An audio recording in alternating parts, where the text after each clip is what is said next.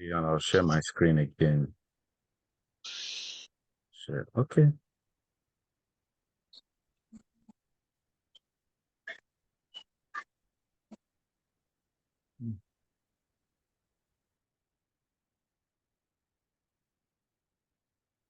Okay. I hope I'm not so fast, and let's try to grasp this understanding. So we are talking about print. Print can accept different um, parameters separated by comma. It can actually take in limitless number of arguments. We call them argument. That's my terminology. The argument passed into a function. For for print, you can put many arguments. So in this case, the first argument which is passed to this print, we say is this string. It's a string. You can see it's in quotation. That's a string that says in Fahrenheit, that is. And then comma. The second part is not a string. It is more like numeric. But this numeric data is one that is to be evaluated because it wasn't evaluated before passing into print. So we can see 9/5 times temp. Temp now is this variable which we put 25. So 9/5 times 25 plus 32. If you do it with your calculator, you will see that by the time you evaluate this expression, it becomes 77. So print now printed out in Fahrenheit, that is then 77. So it might look like one sentence now in Fahrenheit, that is 77. But it was two parameters that was passed into print statement. Okay? Two parameters. Like I said, you could print a lot more.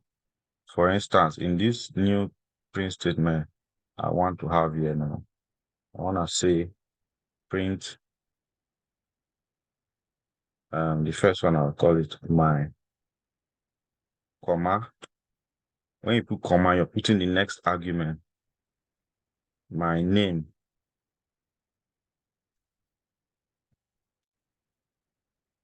is John. So here in this particular print statement I wrote, I've passed in 4 arguments. 1, 2, 3, 4. 1, 2, 3, 4.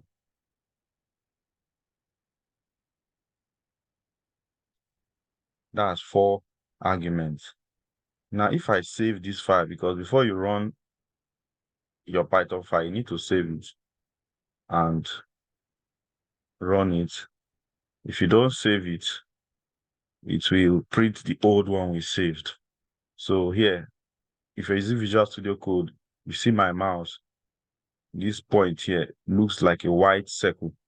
Anytime on Visual Studio Code, you see this white circle, it means the file has not been saved. So Control S, save the file. It goes, I've saved my file. Then I'll go back to run it and run it again.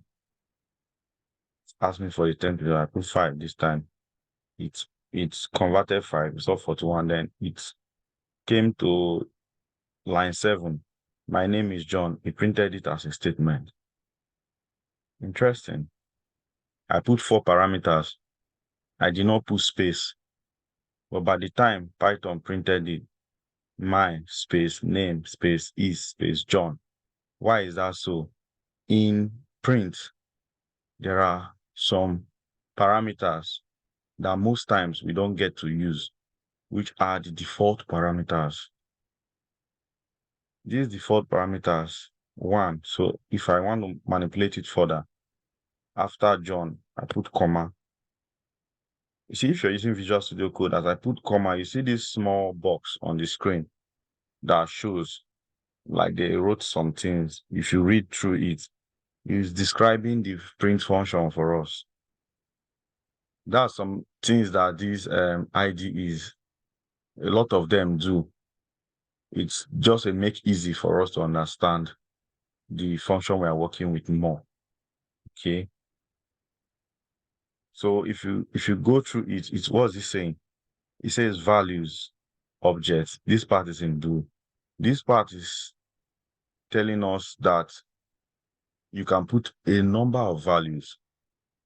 It doesn't have a limit. How do I know?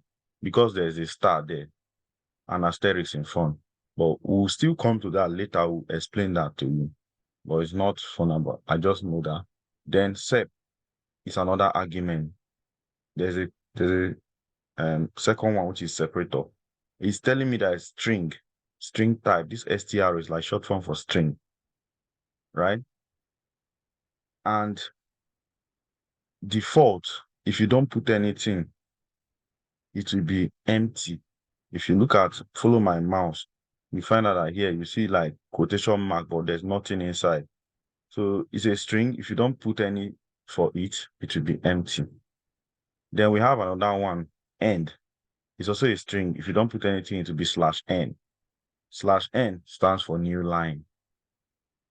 So we'll stop at that and then interpret it in our code. So you see, now I've put 4 parameters. And then let's say I decide to go and play with my sep, which we saw. They said when it was empty, without me putting my sep, it's always this. It's always like this by default, which means if you don't manipulate sep, the default value of separator, sep stands for separator. The default value of this separator is a space. What does this separator do? It separates these parameters you fed into your print. So I have my name is John as 4 parameters. I did not include space, but when we printed them, we found out my space, name space, is space John. Why? Because the default separator for the parameters in print is a space. So even if I didn't have to say the first time, even if I didn't come and say separate them by space, Python already default, right? If you don't put anything to the space, because this is the way it is. But now if I can change it and say plus, plus, plus. So I've made my own separator now in this particular print statement to be what? Plus, plus, plus. Let me change all those ones to comments so they will not run again. Because if I don't change them to, I want to run the file again. If I don't change these ones above to comment, it will keep asking me for temperature and I'll be putting. Well, now I've changed them to comment so they don't run again. You know, in the first class, we told you that comments in Python will start with hash. Once something is a comment, it doesn't run it. Remember, always remember, Python runs line by line. From one line, it goes to the next, like that. So I've changed them to comment because I don't want them to run again. I save the file and we run it to see something. Now, if you watch, I know it's small, but I hope you're seeing it. If you watch, my name is John is now separated by 3 plus. It looks very, let me change itself plus. Let me use dash. Save, run again. Okay, here, this looks neater. So you see my is separated by 3 dots, then name, 3 dots, then is, 3 dots, John. Because I have defined in the code my separator to be 3 dots. I've modified the default separator and changed it to 3 dots. Initially, it was space. That was why when I had 4 arguments passed into print, it was putting a space in between them. Yeah. So, but now we can always modify it to become anything we want by putting it as a string in separator. Okay. Yeah. So That's that for separator. So if you watch, we are making progress now in your print. So we've gone to separator. Then there's another argument in print. To show you the argument, I'll change this one to comment. Then we'll do other print statement. I'll do print my. I write again. The second print statement, name. I go for a third print statement. Is print. See, the reason why we wanted you to do that chapter 1 and before we handle the class is some of those exercises would have made you to try to manipulate print. Right? Maybe some of you would have even discovered all this thing by yourself. That way, you see, it's entering direct. And by the time I explain this thing, to make more sense because maybe you couldn't figure it out, you struggle. Oh, it's like this. Okay, fine. Now I've printed these things in different lines.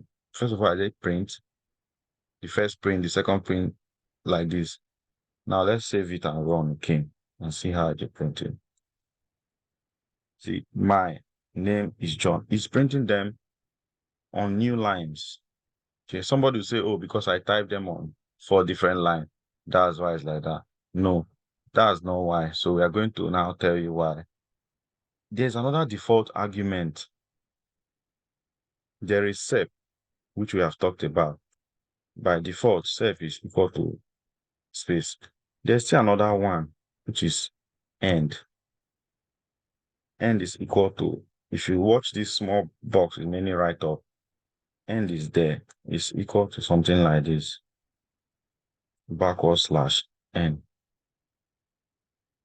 This end parameter and sep parameter, even without me typing it, like in this other 3 print statement, they are there. You don't have to type them every time, but they are there. They are default parameter. They have default values. So even if you don't supply any value for them, they'll use their own default value and execute. So what I typed here is still them, but showing you their default condition. Their default condition, sep is always a space. And end is a new line. This /n is for a new line. That's how they are always in print. Even though like this last 3 print statement, you don't see them because we've not typed them, but they are there and they take their default values.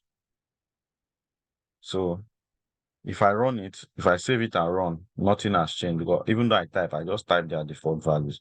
Everything, my name is John. Now let me change this new line, right?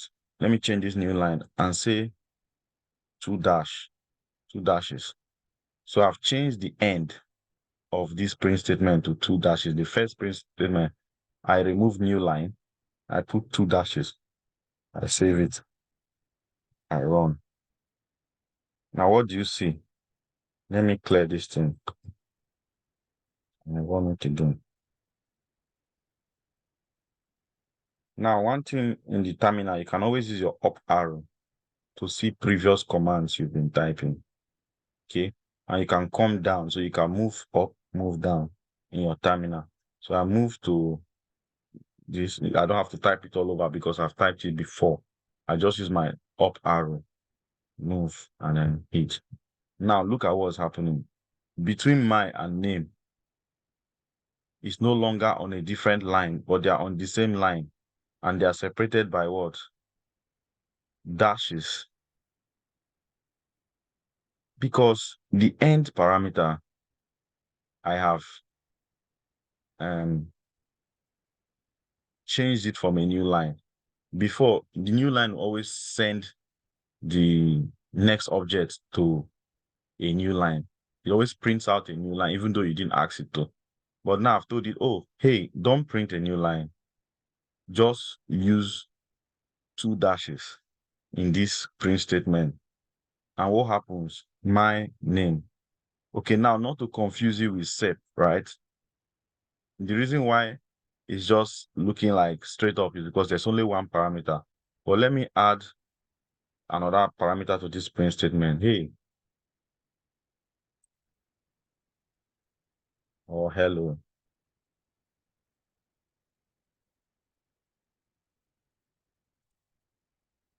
Okay, so now watch carefully. We have two parameters in the first print statement now. We have hello, comma, my. And then we have separator argument and we have end. Let's save it and run so we see what's happening there now. Now see, there's hello and my. Hello and my are separated by a space. That is where the separator comes in. Separator functions when you're separating different arguments in the same print statement. In the same print, you use separator to separate them. Okay. But when you have different print statements, you don't use separator to separate them. Different print statements are separated by the end argument, because after I print the first statement, it will print a new line and go to a new line. Then the next print statement functions, then the next function. You can then say, oh, I don't want end to be a new line. I change it to 2 dashes. So what happens is the two parameters are separated by space by default. So you have hello my. Then when you want to go to the second print statement, I've changed it to its dash dash name. If I come to this second print statement, I now modify end again. End is equal to space star star. Let's just say star star. Save it. Run. You see, my name, everything nice is no longer in another line. I hope it's making sense to us. Yeah. The second line now, I've ended it with double star. So it's going to end with double star after printing name, double star. Then is John. Between is and John, or let's say, yeah, between is and John, I come in here and put a print statement, an empty print statement. So you will see that even though you don't pass any parameter to print statement, it's still going to print a new line for you. So if I save it, because the default end is always a new line, to always print a new line. So if I run it, you see it has printed an empty space between is and John. So this way now, at least with this one, separator argument and end, you can then begin to manipulate your prints, different prints, and achieve different things. You can separate elements by, in the same elements in the same print statement can be separated by whatever you give to separator, whatever you put there to separate them. Elements in different print statement, you have the end argument. You can begin to modify them as you wish to suit your need. So that's about the print. So now go back to our text book. If you come to our text, you find out that we talk about the first program. If you read it, we've pretty much talked about those things. The second program here, they had two different variables, like two input statements. Enter the first number, you enter it to store it in num1. Enter the second number, you enter it. It's almost the same thing as the first. Let me see if I just copy instead of typing in all over. So if I copy it and bring to our code, let me change all these ones to comments because I'm not talking about them. I want everything to be comments. Let me paste this new one. So this one now is pretty much the same thing, but what they are doing, the input statement is used twice. The first time you're taking a first number from the person, using it from the terminal, and then you take a second number after taking the first number. You store the first number in num1, you store the second number in num2, and then you print with two parameters. The average of the numbers you entered is they calculated the average here. That's what they're doing. If you run it, you see. Now, you go to 1.4.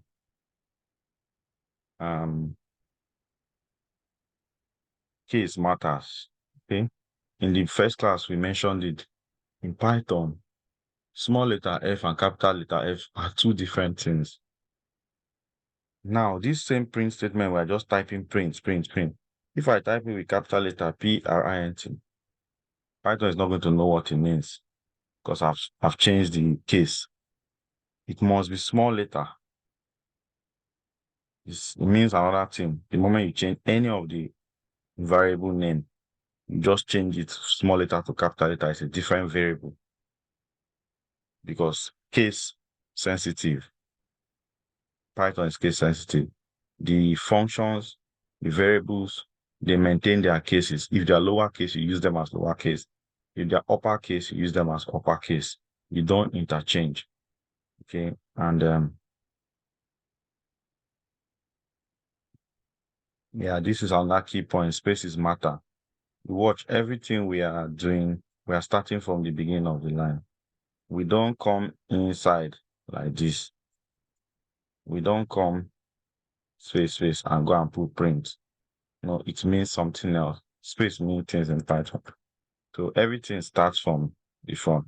Now, that for loop we are supposed to learn today, for instance, if I do something like this, I'll just write one of it for I in items, right? There's nothing like items. That's why it's underlining it. If I press print I. Now, this print in line 45 is not on the same line as the print in line 40. And what it means now is that this print is inside your for. So there is a space from the beginning to print that tells Python that this particular print is inside this for loop. For loop is under. So everything under this for loop will not start from the beginning. It will be indented. All of them will start from the same point like that. So that's how Python understand that this same print is under the for loop because of the space. So you don't just add space arbitrarily. No. If you add any space, it will throw up an error. Okay. Okay, so let's keep going. Getting input. We've talked about the input itself, which is this input we talked about first. Input. So it's what, if you read this point, you understand that maybe the eval a little bit was stopped. And then this is the printing, which we spent quite some time talking about. This part talks about its printing. The separator argument. You can also change it to nothing. If you don't want those things to be separated, you can make it nothing. And all of them just jam together. You can change it to whatever I want. The same thing with end. You can make end to be nothing. And everything will print, all the print statement apart in one line. Right? So those are the optional arguments. You don't have to put them every time. That's why they are optional. Then variables. We talked a bit about variables. Variable naming. We talked about it in the first class. There are some rules. You can't start a variable name, for instance, with a number. Your variable name is case sensitive. Okay, if you call it temp, it's small letter. You can't change it and say big letter. It's temp. Okay. And let's just use this one now to discuss this other part. Bring it in. Remove this guy. So here now, they first of all assign 3 to x. X is equal to 3, y is equal to 4. They are variables. Now, you can have z equal to x plus y. So whatever x is plus whatever y is, again, z is equal to z plus 1. The same z is equal to z plus 1. That's key. You can have it like z equal to z plus 1. So z will refer to itself plus 1, but itself must have been defined before you can do this type of thing. Before you can refer to itself, it must have been defined. It must exist before. If you just do this type of thing without maybe this one, this will throw an error because it will begin to ask you what is Z. It will know what Z is. The right-hand side of the equation has to be defined. Then it will throw whatever value you get into Z. We'll still do things like this. This Z equal to Z. You need to think in that thing. So maybe you are counting something each time. Each time you go like that for loop. We've not gotten to for loop, but let me just say in for loop it does things repeated number of times. So you can be counting 1, 2, 3. So if Z is what you're using, the variable you're using to count, Z will be 1. The next time you change Z to be 2, Z will be 3, Z will be 4. So you use something of that nature to do that. So these are what we are supposed to read. Okay, see variable names, see the rules, some rules. They can contain letters, numbers, and underscore. They cannot contain space. You cannot have variable name with space. Variable names cannot start with a number. The case matters, which means if it's lowercase, it's lowercase. If it's uppercase, it's uppercase. It's capital letter, small letter. Then that would have now brought us to this what exercises.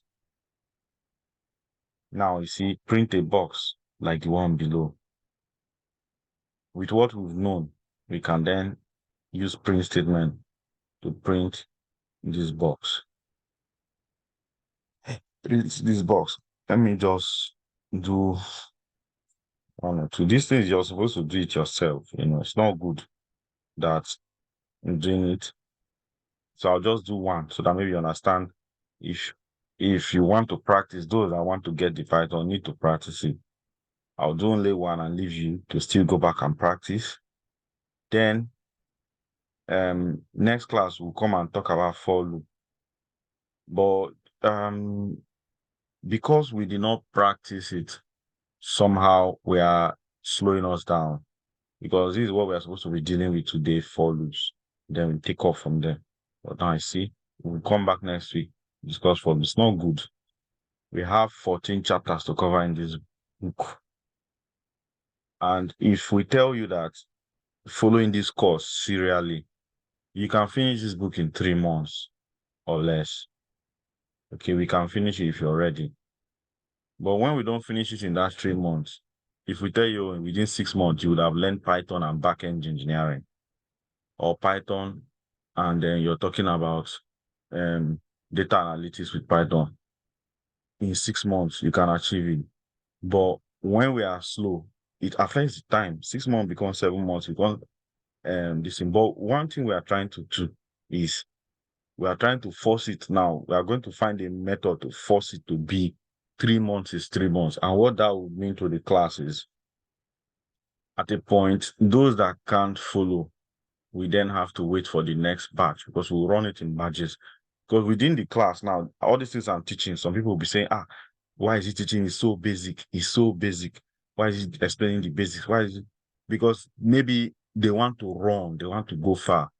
And then some people now that did not do the exercises will not understand. Maybe they'll appreciate the fact that we're explaining things like this.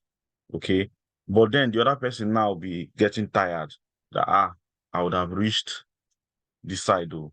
I would have reached there. So some people in the class want to move, some are not moving, because some do the exercise, some don't do the exercise. Then there's going to be need to do separation. Those that want to move well and ready to train, we'll put them in another class and they move. Then those that are not able to, we'll then have another class for them, right? So that nobody will be left behind. What do you guys think? Okay. Into BC, go ahead, please.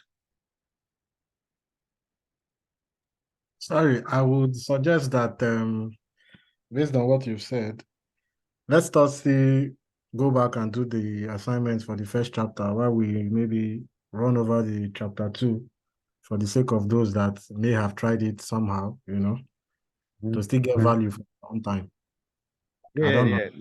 That's exactly what we are doing now, because we have slowed the class by 1 day automatically, because nobody was able to say, I've done it, right? Now, it's not like a second chance. go home, do this learning, try to do these things, bring these things, you know. Even if you struggle, it's okay. You're meant to actually struggle. That's when you're taxing your brain. That struggle, you're thinking, how will I do it? How will I do it? That's when your brain begin to enter this programming. If you have not started thinking that way, don't worry, nothing has entered. Because I want you to now go hands on and do, and do, and do. If you struggle, think about it. You may even get the answer before the next class. If you did not get the answer, the next person, oh, I couldn't do this one, then show you.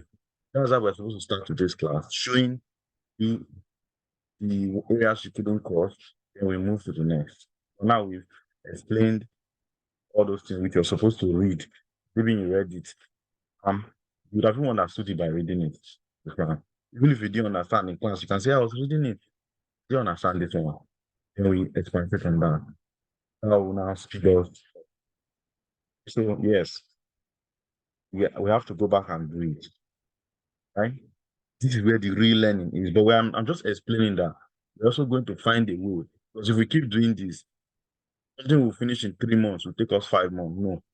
Some people will be offended because maybe they are supposed they want to move and they're not moving because of people in the class. And so we are going to find a way to separate the classes. You understand what I mean? Separate the class. So those that want to move, move. So there's no time. Huh? No time to waste. You move. Then those that couldn't move, you now know how we handle them. Right? That's why you have my number in the WhatsApp group. You can message me even privately. You don't have to put everything in that WhatsApp group. If you have a challenge, okay, this is my challenge. Okay, yeah, let's know how can we come in. Okay, because we want everybody to move. I have to communicate. If you didn't communicate, cannot know. Mike cannot know that this is your one challenge in this thing. Maybe you didn't have light. Maybe you don't have whatever. Nobody will know. You just keep it to yourself. The end, you're not moving. We don't want that to drag other people. Those that want to move, yes, we yourself we are ready. We look for those kind of people. Let's all move quickly. You enjoy it. This as I didn't even anybody did it, you will even be happy you did it. So let me do number one.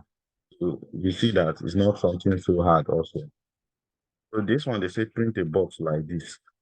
How many of these things is here? Let me count.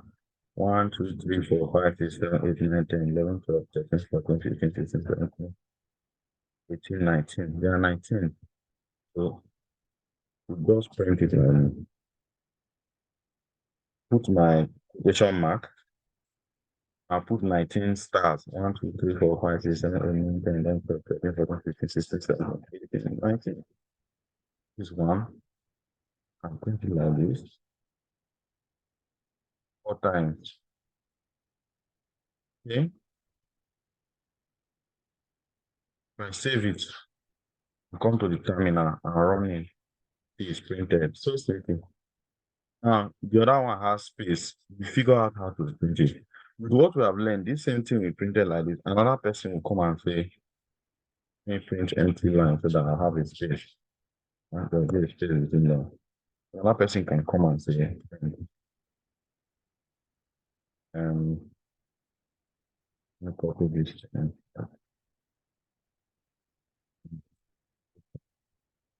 one,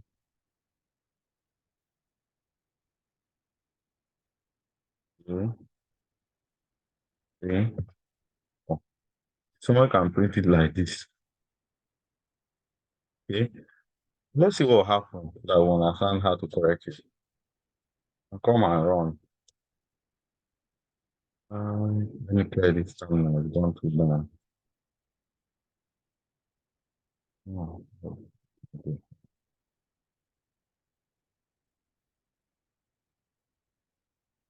I run it. See how it looks.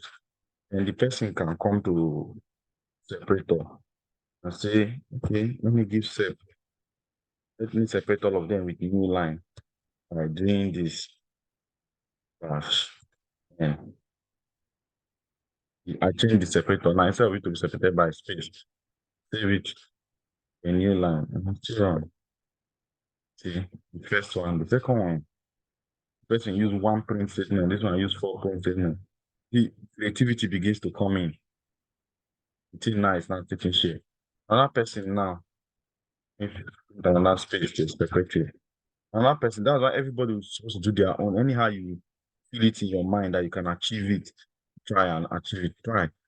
And another person can say print and say, let me print 1 star times 19. Get something like this. You can carry it and print it.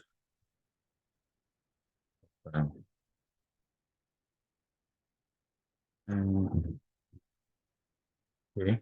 Then I save the file and run. You see, these solutions have been presented to us. Same answer is coming. Different approaches, solving the same thing. Different ways. So you now trying that maybe somebody's own have come out like this. Another person own come out like this. Maybe another person own say let you do one like all are correct. Different ways of thinking. Even though everybody use one way, see okay. Now you have number 2. How can you achieve it? Then find out somebody types something. Okay. Can we use multiplication sign with it? See, someone already is thinking like that. If this person now did it, that's individual. I didn't think he did his own. That question you're asking, can we use multiplication sign? You'll be at home and say, can I use multiplication sign? You try it, it will work. Say, wow, it worked too. It's now that one I say you can't forget it again. It came out from your just thinking, Now, as I've given you guys 3 solutions, you can look at it and say, I know it too. You don't know it, it's not your own. If 1 week, 2 week pass, they tell you to do this thing, you say, hey, how did I do?